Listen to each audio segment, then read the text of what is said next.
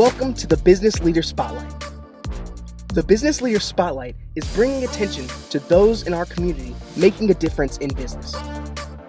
It is also an opportunity to identify the skills they have learned and applied to get where they are.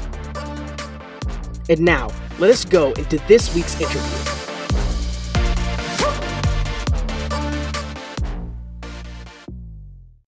Video.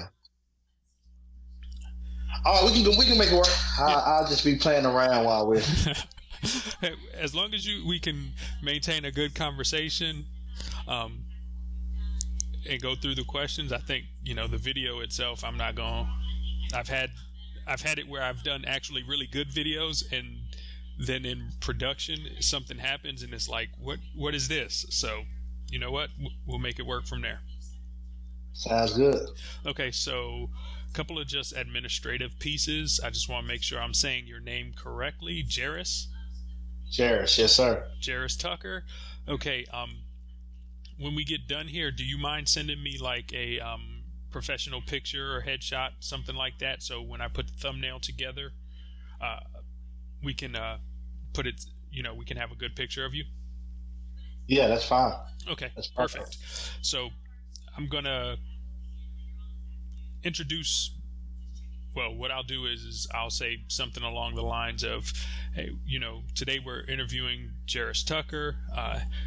Good afternoon, Jairus. Good morning, Jairus, or something along those lines, and say, kind of bring you into the conversation, and we'll go from there. Okay?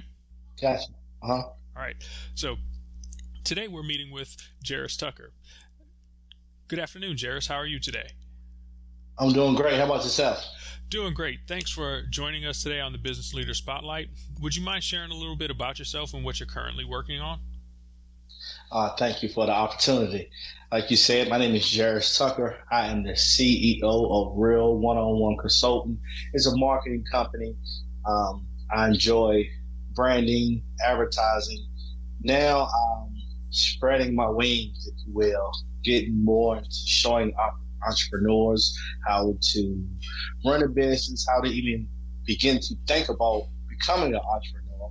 I'm also somebody who understands that I have a gift, and my mission is to remind everybody that we are human beings first, because before you can become a good entrepreneur, good leader, business owner, whatever the case may be, it's always good to know who you are, the way you are able to handle others well. It sounds like you've got a lot on your plate, and you said something that I really wanted to not necessarily go down too far on, but you said that recognize and realize that we're human beings first. How did you kind of come across that, or what made you start thinking about that in all of your endeavors? Well, I realized on my journey of becoming an entrepreneur, things I got so bad for me. I went like 6 months to a year without making any money. And I got active on LinkedIn trying to promote myself and my company. And I realized very quickly that most people don't really care about none of that first. They want to know, who are you as a person? So before I can sell a product, before I can tell you about my service, I had to understand who I was. And then just over time, long story short, I just started piecing things together, trying different things, succeeding, failing. And then I just came to realize, before we can be anything, we are human beings first. That sounds like a very interesting story and process of growth that you went through to come to this realization and being able to synthesize it down to one kind of quick statement. We are human beings first. Is that some of what got you into writing your book called Nature Flow? Yeah, Nature Flow was so special to me because I wrote in a book. It's just really a manual on things that work, or that were working for me at that particular time in my life, as far as understanding that we are human beings first, understanding the journey. So I just put together a recipe, and I love Nature Flow because it's tailor-made. You can follow the steps that I laid out. If you don't like a step, take it out, add your own step. But it's just a basic model. You can see, hey, this guy is living his life this way. He has become successful. If I want to become successful, maybe not by my definition, but by your definition, Nature Flow is definitely a good read for that. So yeah, that what kind of got me in the mindset when I was writing my first book. Wow, that it's interesting how you use the analogy of cooking. I think about recipes all the time, just trying to dabble in the kitchen, and if you like something, you add it to the whatever you're preparing, or you take a little bit of something away if you don't necessarily like it. So it sounds like what you've put together is a simple recipe where people can add and subtract things without necessarily taking away from the final product. Yeah, because in life, you live long enough, you understand what's working for you or what has worked for you. Then you have to start looking at, okay, maybe this is not working. So I'm somebody who respects perspectives, and I respect others' opinion. And this is my perspective on how I'm able to reach success, which I define success for me is having a peace of mind. So if you're looking at how to have a peace of mind and other things that equal up to success, that'll be a good read. But just writing, getting ideas out of me, because I never thought about being an author, but writing helped me to just understand more about myself. And I tell everybody, you want to be a business owner, salesperson, better parent, whatever. It's so important that we understand who we are. That's very interesting to be able to take your learnings and put it into a format, into a book for people to be able to use. It seems and it sounds like that the process of writing the book and coming up with the process is deeply personal with you, so to speak, where it became something that it's almost like it was a part of you, and sharing your journey and sharing the methods of what you used to get to where you are.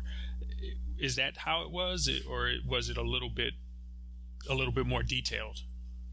It's very deep, but I'm somebody who likes to keep things simple. Right. Life is very simple, but we make it harder. So all I did was just pause, took a step back from everything that was going on. Like I said, I had just quit my job. Things were very ugly. I mean, super ugly. At a very low point in my life. Imagine quitting your job, bills piling up. And I had a good job, and I go from being a well-respected production supervisor to trying to become an entrepreneur, not making any money.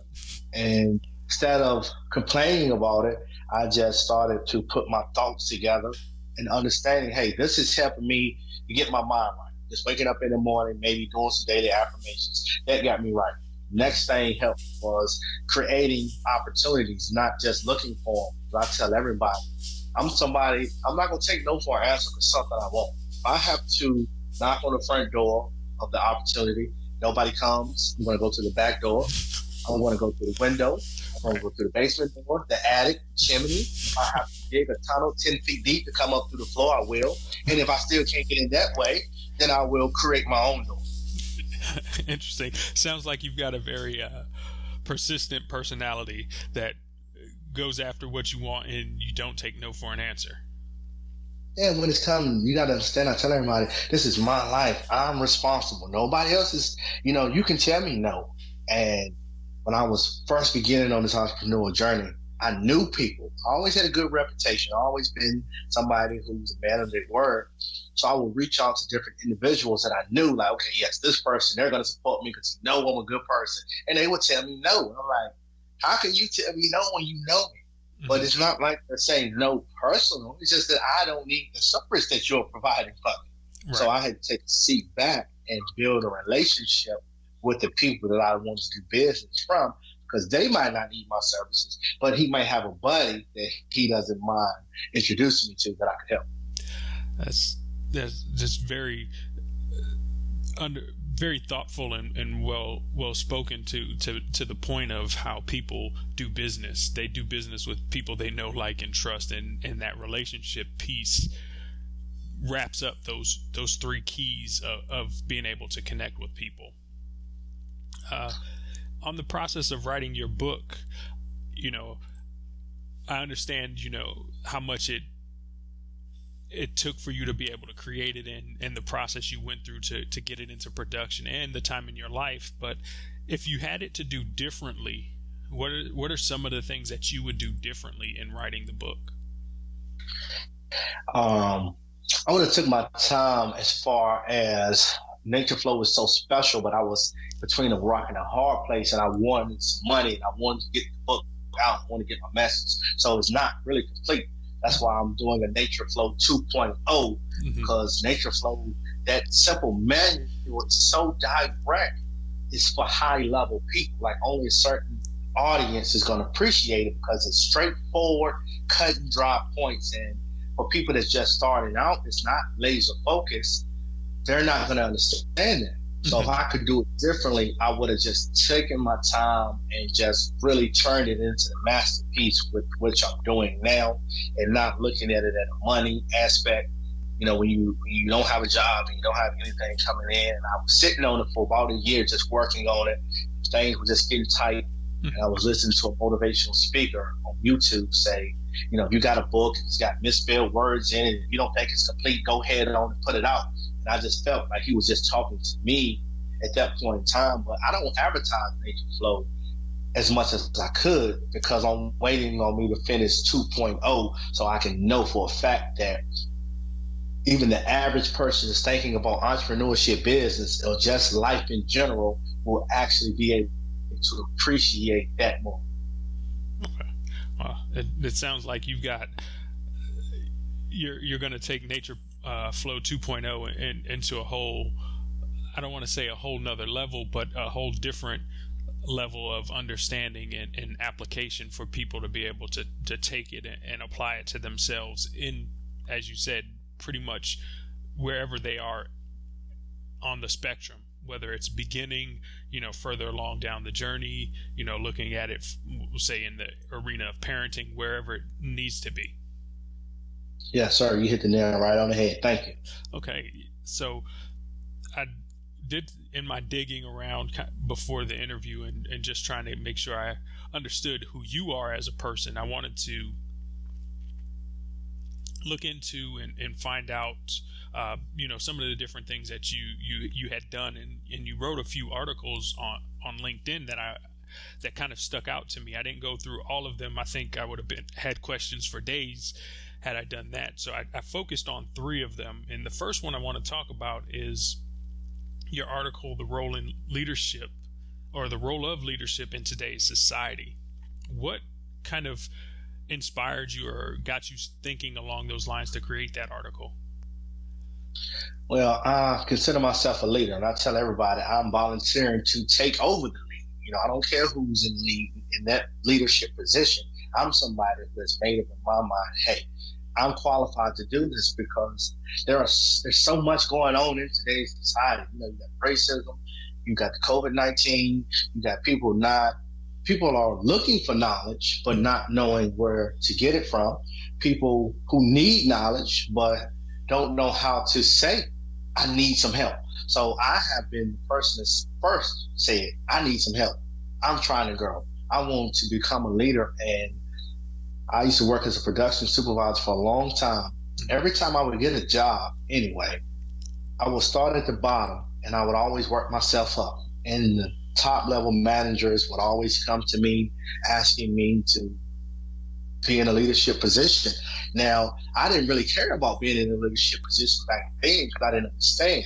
Now I understand that it is my job to help guide others in the best of my ability without trying to trick them, without trying to sway your thinking. Because when you think about leaders, you have to understand who you are. You have to know the people that you are leading. And those leadership roles on the job prepared me not just to lead the company, but I found out very quickly that my job was to make sure my employees and everybody was okay. So I learned how to really become a leader. Just looking at today's society, I feel like a lot of things are simple. We're making things a little bit more complicated. And I feel like the best way I can lead is by letting everybody know, before you are a parent, entrepreneur, CEO, author, Understand you're a human being first. So if you can learn and master being human, everything else will kind of work itself out. Yeah, get it down to the essentials, so to speak. Yes, sir. So, if I remember correctly, you posted that article earlier this year before, everything kind of got rolling with COVID-19 and, being on restrictions and, we're basically, quarantined and all of those different types of pieces. Would there be anything else that you added to the article on the role in leadership based on your learning from now till then? Yeah, COVID-19 being quarantined, everything to me was a hidden gem. It's a hidden blessing worldwide because the world was actually forced to sit down.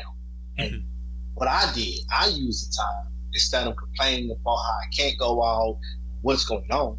I just use the time to look at myself and to look at what's going on in today's society, doing what a true leader does.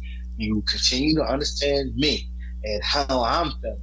I just use that time to study, to reach out to people, to just see, how is everybody taking this? I might be okay and it might not be bothering me, but my neighbor may have somebody that they know that passed with the virus. So using this time that we have now is a great time. To me, it's almost like a blessing in disguise to be able to understand, process the information that's going on, and be able to adapt to it and make it work for you.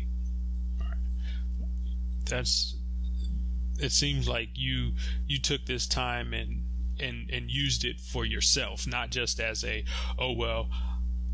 I'm going to stay in my house and be quarantined and stay away from the virus, but you used it as, I think you said, took time for yourself to learn, to study, to reach out to other people, make connections, and find out how this quarantine, this virus is impacting other people and finding a way to be of service to them.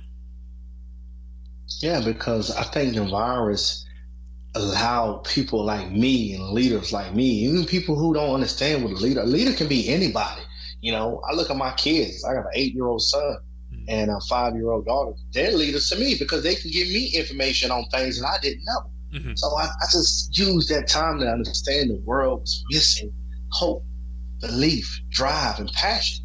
And that's what we all are searching for. And as human beings, understanding what that means, we just want to be peaceful and to do our thing. That's it. My thing may not be what your thing is, right, but I just want to be out the way. I don't want to hurt anybody. So I just really took my time, learned what was going on with me, and just kind of crafted. I look at myself as art, and every day I'm working on it. If I'm not working on it, I'm just sitting back admiring it, or sitting back saying, okay, I can work on this, or this is good. Wow. You have a way with taking very interesting analogies and applying them to real life situations. When you said art, I thought about how Michelangelo had to work on the Sistine Chapel and it took him years in order to create it. But if you just caught it, mid creation, it's not the completed piece. And it sounds like you've gone about that the same way with your own life, is taking it as, okay, I'm working on a masterpiece, but that masterpiece is not going to be done until I stop, and I'm not stopping. Yes, because, when I first started out, wanting to be a speaker and doing all these motivational speaking and helping people, so many people were just like, hey, man, you got it. Why you don't get on Steve Harvey? And I'm like, I do have it. I could go get on Steve Harvey. I had a lot of huge opportunities, but I was not ready. I didn't understand myself. I didn't have a message. I could have just got on, running off at my mouth, not really saying anything. And I didn't mind because that's what qualifies. Somebody asked me, what qualifies you? How can you want to be a leader? I've taken years to learn what I've learned. Not just that, I will take more years if necessary to continue to learn and grow, because I cannot lead unless it's something, or teach unless it's something that I know and I feel 100%. If I don't know, I'm going to tell you, look, I can't help you with this. things. Now, I may can refer you to somebody or do some research, but it's a lot of give and take when you're thinking about leadership, entrepreneur, today's society. It's a lot to take in consideration. Those are very wise words, to be able to understand that just because you can do something doesn't mean you should always just go out and do. It's being able to have the wisdom to look at it and be able to craft, okay, what is the message that I'm saying, and not just putting words together to sound like I'm doing something when it's actually just a bunch of words. And because I don't want to be that person. I could have been, but I do. A lot of people don't understand. I do this for me. It gives me strength doing this interview that I'm doing with you. I was so shy, had anxiety, fear like crazy. Every time I do things, write a book, say that I'm taking over or volunteering myself to help out with the role of leadership. It's not just a one-man thing. I'm just somebody that recognizes, hey, I want to be a leader. I can be a leader. Hooking myself up with other leaders, getting the ball rolling, teaching people to how to be leaders, because everybody just can't do it. And there's nothing wrong with that. So to me, man, life is like I said, life is so easy. We make it hard at times. That's I mean, you're saying so many different profound and impactful little statements, and it seems like you've taken the time to understand yourself, as well as understand that how you communicate things is important. It's not just about, okay, I said all the words, okay, it's done. But it's also about, okay, understanding how people are going to be able to take it, how are they going to interpret it, and how they're going to be able to move forward with the information that I'm sharing with them. So I appreciate how you've gone and taken the time and developed yourself in being able to do that. I appreciate you even witnessing that, because that gives me the confirmation that what I'm doing is okay, because I thrive in trying to help people. And I heard people say this often: you can't help this person, that's not going to work. And this particular approach may not be working. We might just have to go back to the drawing board, and we keep going. We keep failing until one day, you keep changing your message. Because I found this out. A lot of times you might not even have to say nothing. You might just to speak to somebody. You might can ask them how they're doing without trying to teach them, because everybody learns differently. Most people don't want to hear you just dropping all of this knowledge on them. Some people learn by watching you. Yeah. Oh, yes. So you had another article that you wrote on LinkedIn, and it was about growth, and you made a statement about embracing growth. How would you define embracing growth? To me, I knew I embraced growth, so I would define embracing growth as accepting the fact that you want to grow, that you want change first. Before you can say, hey, I want to get over my anxiety, I want to be a better person, I want to start a company, just make that decision that that's what you're going to do. So when I would make decisions and then act on them and then just keep repeating, I noticed that I was growing, and I just accepted change, because I knew or recognized very early that as I was changing, my whole life was changing. The situations around me were changing.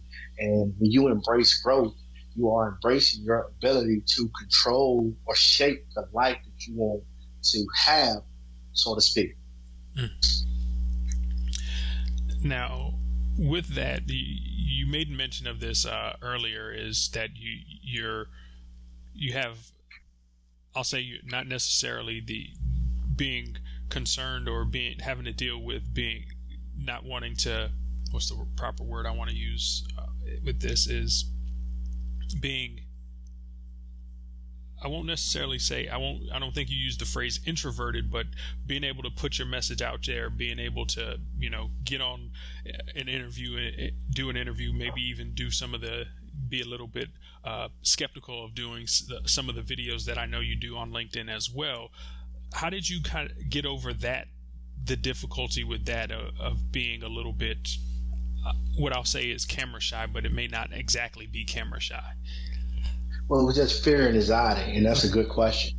I got over it from many ways. I would go and meet people, friends, and just, hey man, I want to do this video. I'm just scared. They're like, man, we know. We've been telling you to go Facebook Live or to go live, whatever, man. You got it. Just do it. Mm-hmm. So I did it. I just did it. Did a video. It was the worst ever. I cannot even watch it to this day. But I put it out there. I did it. I didn't want to do it. I just said, you know what? If I want to grow, I want to change. The first step to change, I feel like, is getting uncomfortable. Because when you're uncomfortable, you face fear and change head on. Mm-hmm. And I just would put it out there, one video at a time. And then we get better. Matches would get better. The lighting would get better. My image would get better. And people would, hey, you're doing really good. And I'm like, man, they just telling me that. But either way, they still were raising my confidence. Man, good video. We knew that was your first time. And it just took me a while. Because like I say, even now, if I go make a video, I'm not as nervous as I was, but I still, the anxiety tries to creep back in. So my advice to anybody that wants to do anything, make video content, get uncomfortable. You're going to be nervous. You're going to be scared. But if you're scared and nervous, do it scared and nervous. That's interesting that you say that. I think back to some of the first videos that I did and published online, and I look back at them and I cringe when I hear my voice and see how stiff I was in certain instances. And usually after interviews, people talk to me and they're like, oh, that was great. I had a really great time. It was so much fun. And I'm like, how did, I become somebody that people actually enjoyed the conversation with to that guy that I remember recording those earlier videos? Right. So I can appreciate where you're coming from on that one. Because it's like you said, man, there are people watching us that are scared to do what we're doing. They might not know how nervous we are, but when they see you do it, hey, he doing it, guess what? I want to try it next. Yeah, definitely. And that's the one thing. If just a side note to anybody that is watching this video, every time before I hit the camera to get online and connect with whoever I'm interviewing that week, I always have nervous butterflies floating around in my stomach before I ask the first question and start recording myself. So it's not something where I just get on here and it's like, oh yes, I'm ready to go. It's an actual process of being uncomfortable like you described and just doing it anyway and saying, okay, it's a conversation with another person. He's a human being, I'm a human being, let's talk. And then taking it from there. The last article that I saw, it was titled "Entrepreneurship in Today's Society." What were you thinking when you came up with that title? I was thinking a lot of people are using that word entrepreneur loosely. I was one of those people. When I quit my job, I was so happy and excited to become an entrepreneur. I'm just passing out business cards, not even really trying to make any money. I'm just, hey, look, guys, I'm an entrepreneur. Mm-hmm. I'm successful just because I was an entrepreneur. But I did that for the people who are looking to become an entrepreneur and the people who are already entrepreneurs and getting everybody to understand. For me, becoming an entrepreneur was creating financial freedom and being able to have more quote unquote control of my time. Mm-hmm. Now, entrepreneurship may not be for everybody. That's perfectly okay. But as an entrepreneur, we all can have traits of an entrepreneur, meaning you may work a 9-to-5 and be good at making candles. Why not go get you a business license, make your candles, and sell them on the side? Right. Because everything to me is just about creating an income. And that's why I decided to create that article, just to show people. There are a lot of people talking about entrepreneurship. It is a very difficult road, but guess what? You don't have to be an entrepreneur. Just steal a trait of an entrepreneur and use that. Right. The other piece that I noticed in the article, and it was interesting the way you titled it and the use of the quotation marks. It said entrepreneur, and then I saw ship in today's society. I thought that was really interesting just because I hear a lot of people talking about, oh, they want to do this, they want to do that. And when I read those words, ship in today's society, it made me think about, okay, if you've got an idea, you need to produce, you need to ship, you need to get it to where it needs to be. Was that some of your thinking as well in that process, or am I just seeing something? No, you're spot on. Okay. You're spot on. I'm somebody, when I create content, I look at it as this is my masterpiece, this blank screen. So when I get to typing words, I'm setting up stuff for people like you to pick up on. I'm setting inside messages that maybe only a person that's really in tune with themselves is going to pick up, or maybe somebody that is nervous that doesn't understand. And as you can look at my content now, I'm able to put what I like to call laws in there. I like to put a law that says, choose you. If in order to be happy, you have to choose happiness. So I'm glad that you caught that, because every time that I'm doing content, I'm always putting little. I didn't even know a word for it, but just riddles or snippets to grab attention, because I'm good at marketing. Right. If I can grab your attention, because I know some people was probably like, oh, that's misspelled or it doesn't look right. No, this is the work of art. I'm an artist. As human beings, we are best when we create something. So I appreciate you, my friend, looking at my artwork, seeing something that I created and being able to tell me, shows me that I'm on the right path. So thank you. No, that I think, having, if I could say, a double entendre there, where it's like entrepreneurship, but also entrepreneur. If you're going to do that first piece, you need to ship, and understanding that that's a part of that entrepreneur lifestyle is shipping. Is okay, you have to deliver. I can think back to different times where I've worked with people and they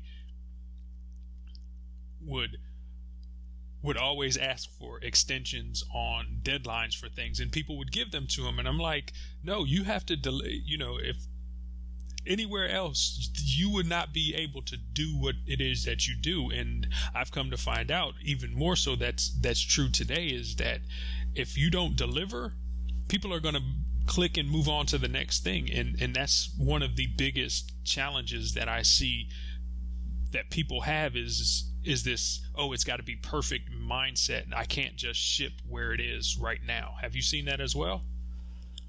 Yeah, it's like everybody, we're in a fast-paced society, and everybody wants things now. We want to be able to do what we want to do, and I guess that's just kind of human nature. But what separates me from everybody else is I get it. I get what everybody's trying to do. I'm trying to do the same thing, but I've made time to come up with a plan. I made time to lay it all out. It doesn't mean it's happen like that, but I just think that everybody needs to do what the world is forcing us to do, especially nowadays, today's society. It's just to sit down, stay at home, pay attention to yourself, learn you. You might have a back pain that's been killing you, but you don't know because you've been working for years, and that's all you can think about is work. So once we slow ourselves down, like you mentioned, my friend, you are able to see the hidden gems and things that are so simple and plain. Mm-hmm. No, that's great. Now you talk about this, that being able to slow down. One of the quotes you had on LinkedIn that I saw was that your belief that the world needs a huge dose of kindness and positivity. How would you say people can do that practically? That's a very good question. I think people can do it practically without putting any stress or pressure behind it when the opportunity comes across your path.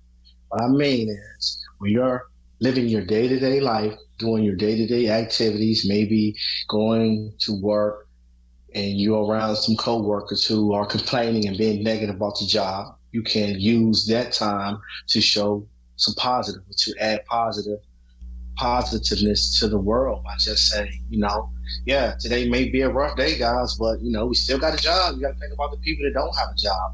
Or if you are at the grocery store and you see an elderly or older person that may need some help holding the door open, you don't have to go out your way. You don't have to do anything grand.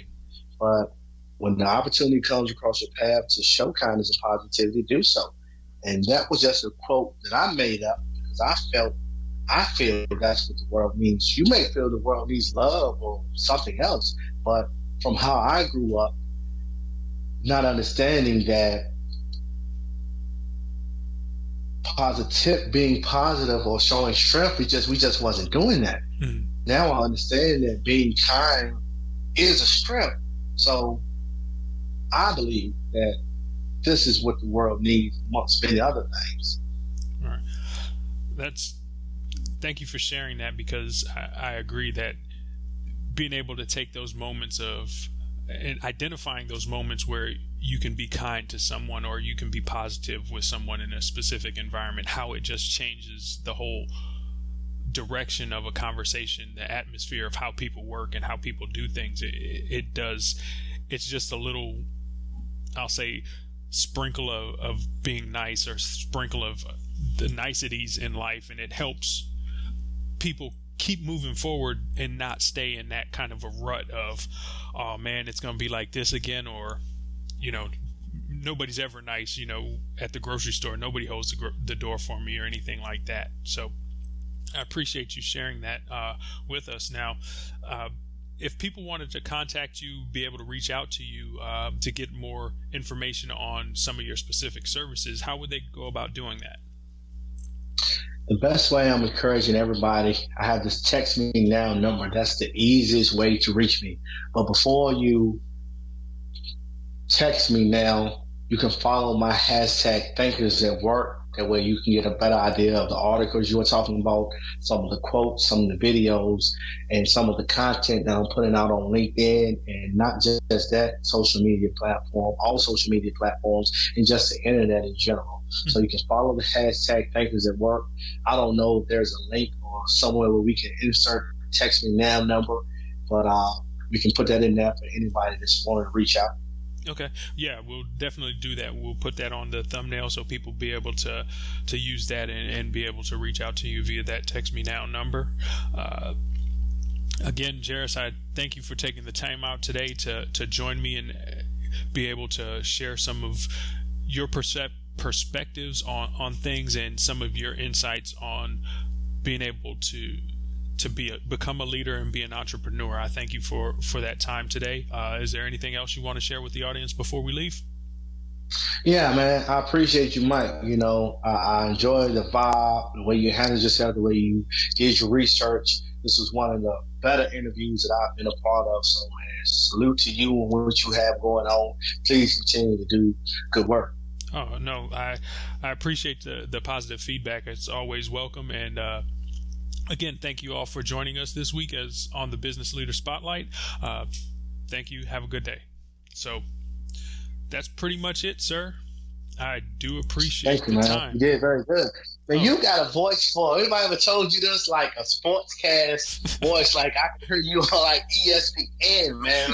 I've been doing this all morning, man. I do like 3 to 4 interviews every day. Mm-hmm. And they all are different, but I appreciate you because I'm thinking about, doing my own podcast, and you just was training me and showing me with your questions and when you handle yourself. Keep doing what you're doing. If you need anything from me on LinkedIn or outside of LinkedIn and just want to build a relationship, feel free to reach out. Oh, definitely. The same for me. I appreciate that. Nobody's ever told me that I sound like I could be a sportscaster. Like I said during the interview, doing this and getting on and hearing my voice in recording, I don't like to listen to myself. So this was like being able to get over that was a big challenge for me. So I can definitely, I can take that feedback and appreciate it because it's taken a lot of work to be able to just have conversations with people like this. I can imagine the same here, man. So like I say, I'm definitely here for support. I got a lot of things shaking, but it's people like you that I want to tell you now that I appreciate, because we're going to do great things. We're going to continue to help people. Hopefully somebody that needs to hear this message will hear. And if there's anything that I can do, simple or small, I promote. So if you got a show, you want me to promote it, or you can feel free to drop the links inside of my comment section on any post, and I can share it for you. All right, I appreciate that. Definitely. Thank you. When I get this video ready for publishing on the YouTube channel, I'll make sure you know, and then you can share it from there. Okay? Yes, sir. Sounds good, man. Thanks. My pleasure, sir. You have a good afternoon and good evening. You too, boss. All right. Bye. All right. Thank you for watching this week's video. I hope you were able to find one thing you can begin to apply to your life today. I would appreciate it if you would like, comment, and subscribe. Also, if you have any feedback, leave it in the comments below. Let us know if you know of any great guests to be on the spotlight. I look forward to your questions and comments. Thanks again for watching.